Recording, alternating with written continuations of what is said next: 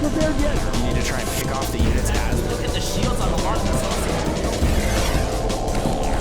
Oh my god, the ball's gonna take him.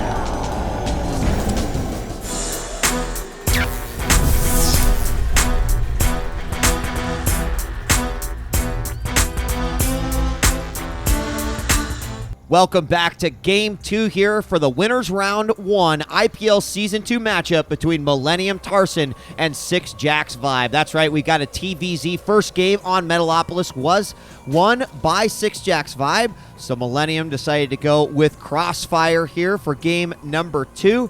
We're going to have 6 Jacks ViBE, the winner of the last matchup, spawning in the northeast as the blue Zerg, and he is going up against his Terran opponent, Millennium Tarson, spawning as the red Terran in the southwest. I'm DJ Wheat from OneMoreGame.tv. Happy to be here for IPL Season 2. Make sure to check out the website, ign.com/IPL.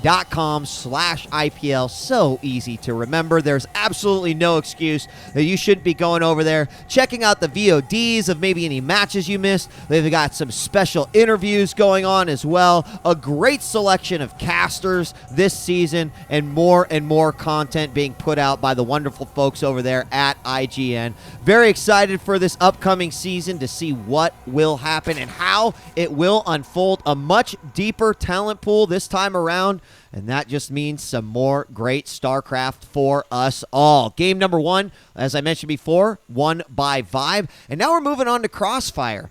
And Crossfire, very, very interesting map. One of the reasons why it's so interesting is because this little maze of ledges right over here.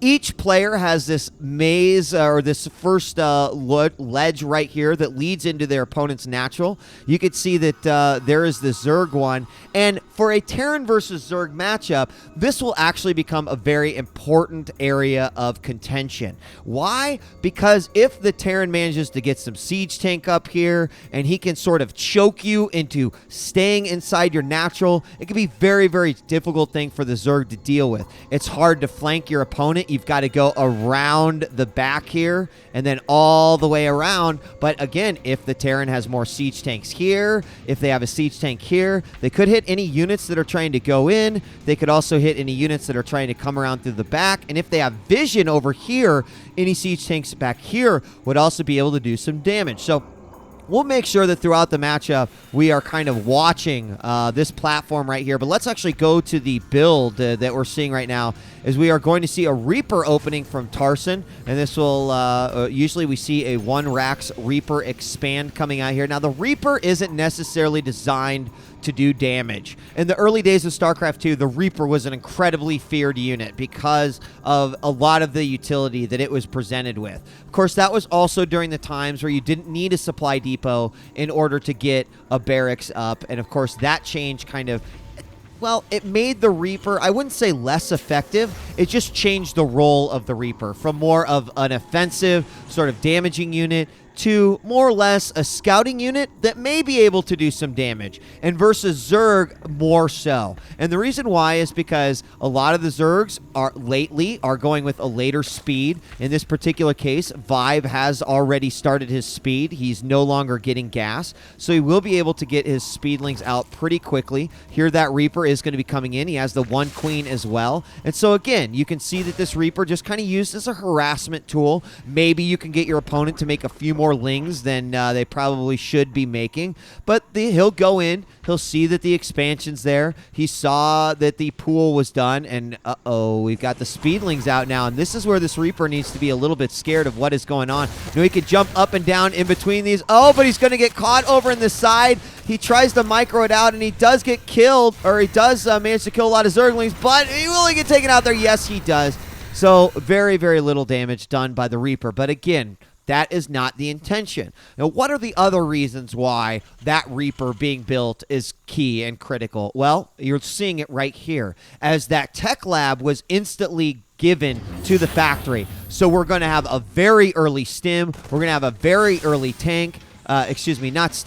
Siege. And so this could make a push coming out from Tarson, a little timing attack, very, very deadly. And getting that siege mode right away, taking your natural, of course, will be very beneficial to the Terran player. Right now, we see a lot of drones coming out now. A spine crawler going down for ViBE. Back in his base, he's put drones back on the gas. He's getting third queen already out now, as siege mode is going to be finishing up here for the Terran. We have one Ling that's kind of doing some scouting. Sometimes we'll see this Ling sit right on top of this command center, right underneath, so that he can, of course, block it from going down. But you see how quickly siege mode finished here. And because Tarson does not have a lot of units, this will actually be a very, very important aspect of what Tarson is doing right here.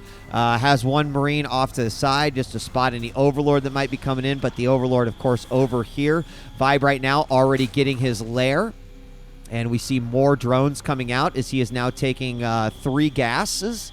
He's got that third queen out to spread creep. And this is also going to be important. We see a lot of Zerg players try to spread their creep up here onto the ledge as quickly as possible. It means that they're going to be able to get spine crawlers up there. It means that the Terran later on in the game won't be able to put any sort of missile turrets up there in case Muta plays come out. And now you can already see 3 tanks out. So a very tank-heavy play already coming out here from Tarson. We do have more racks now producing some Marines. Stim is being researched right now. And the Zerg player throwing down an evolution chamber. He's going to throw a macro hatch down here. And, you know, we got to think a little bit about this macro hatch, because 2 bases right now. Third base, we got creep starting to head over here.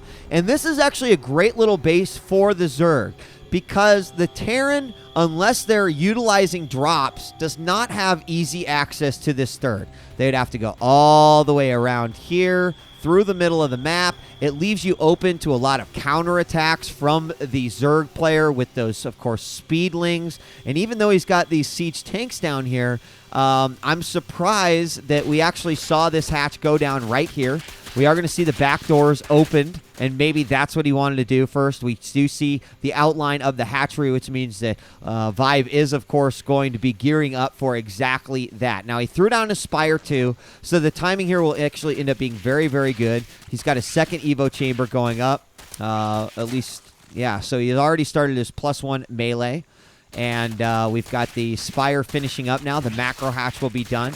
And how much gas does he have? He's not sitting on a lot of gas. Oh, that's because he's already made his 8 mutas. So I will no longer question ViBE here. Is now we have SCVs moving over. Going to see a lot of creep spread already. And they're going to be taken out. Quick response. Is this SCV going to be going through? Could be taken out by this queen right here. We got some Lings moving into position too. Of course, doesn't want his opponent to know that that third base is up. And there's the dropship. This is exactly what I was talking about here. Is Medevac loaded up with 8 Marines. And he's got a couple of options here. It looked like he was going to maybe drop the Marines right there and go ahead and go in. And here he is going to drop on the outside and then move in. Now, why DGWeed is he dropping on the outside? Well, as you can tell, there's actually a little bit of time in between when that medevac starts to drop. And he is going to go ahead and move forward, and he'll likely be able to take this out no problem. Lings are quickly trying to move into position. Right now, about halfway gone. Here come the Lings. He's going to have to pick up with that medevac. And oh, nice job by the Marines getting in a great little position there. A good concave that wouldn't allow the Zerg to get a whole lot of damage. But the mutas are out. And now that the mutas are out, it will make these drops incredibly ineffective, and really a great defense there by ViBE. This medevac is going to try to get out of there, make his way home. Every medevac counts at this point, but the mutas are going to be in full force going after the attack. A number of mutas that are out already is absolutely ridiculous. As you can see, we do have 13 mutas out on the field, and that is actually going to prompt Tarson to start to move out here. Now, how is his missile turret placement? Not very expansive. Let's just say that. Not that great. One here, one on the outside. So I think what Tarson is hoping to do is to keep his mutas back home by pushing forward here a little bit. We do have 6 more mutas on the way. Mutas coming in from the back. Oh my God, no! 1 tank down as 2 tanks. Oh, a 3rd tank almost goes down. And those tanks completely naked. They always want to be wearing a dress, some nice shorts, a suit and tie of Marines. They come in different styles, but they're always Marines based. And oh, a second time! Those oh my gosh. It's painful to watch, even as a Zerg lover over here, as these Mutas just get a ton of free tank kills. There's going to be a siege up, but you can see that the Marine count is not that high. But more importantly, the tank count, these weak tanks, this one only having 51 hit points, 1 volley from the Mutas, and that tank will go down, and you could tell the Mutas are very, very hot. They want to do it. Oh, he might go in for a complete surround here. There is no siege, and I feel like ViBE actually loses a little bit of an opportunity here as he's going to go ahead and create a Zerg or a Terran sandwich here with his Zerg units. Muta's in the middle. He's got 1 set of Lings on the top, 1 set of Lings on the bottom. He's going to go ahead and bring them in. Now, I haven't seen any Banelings come out quite yet from ViBE. He does have a Baneling nest. He has not researched speed quite yet. His third base is up. It's not heavily saturated with drones. He's trying to use these Mutas to the most effectiveness that he can. There are a few more missile turrets back here,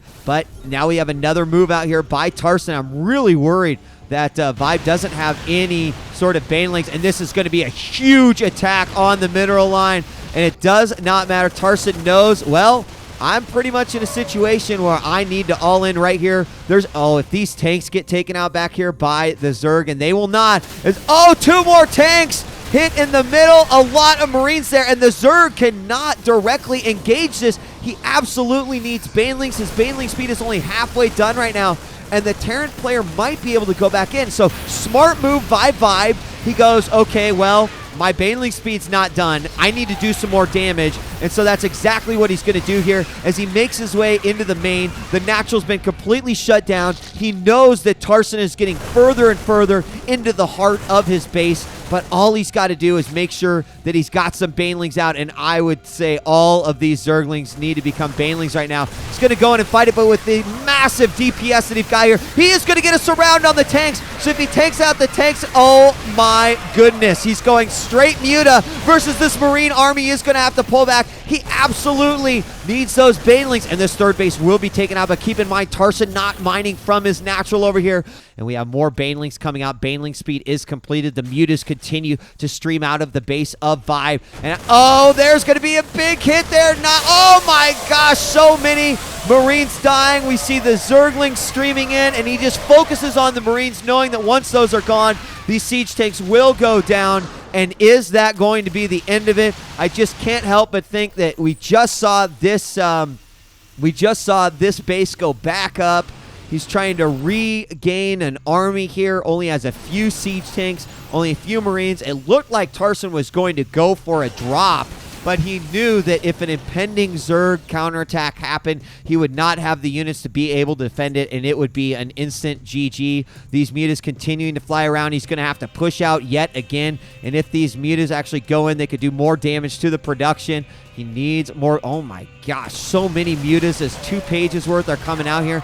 And eventually, if the Muta count stays as high as it is with 32 Mutas, he can directly engage these Marines, and it won't even matter. 1 medevac or 8 medevacs. Oh, he takes out 1 tank, and another tank just gets by with the skin of his teeth, skin of his treads, I guess you could say.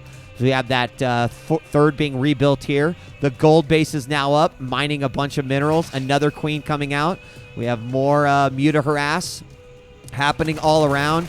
And if he manages to go in here, not good. He pulls his SCVs. Oh, he's going to be able to easily snipe this off. No problem. And do it. Where are all the Banelings still? Not really baiting it up. He has sitting on a lot of gas, and I do believe that this gold base is going to go down. But here come the Mutas from the back, and all he needs is these supporting Marines. With so many Mutas, he takes out and eliminates absolute everything, and this war of attrition will certainly be in Zerg's favor. 1 lone medevac cannot, if only he had an anti-healing ray. Wouldn't that be great? But unfortunately, with the Muta count that ViBE has, he's going to be able to do a lot of damage. This natural still not mining, and there it is, GG. It is over as the last tank and the last Marines fall, and ViBE will advance to the winners round 2 for the IPL Season 2. Tarson from Millennium just not able to put much of a game back together after a few initial harassment and big kills coming out by ViBE. He kept his Muta count up. Although I felt like he probably could have used Banelings a little bit more effective in that matchup, it still was a victory coming out for ViBE. So ViBE moves on after a 2-0 victory against Millennium Tarson. I'm DJ Wheat, and there's going to be more IPL Season 2 coming your way.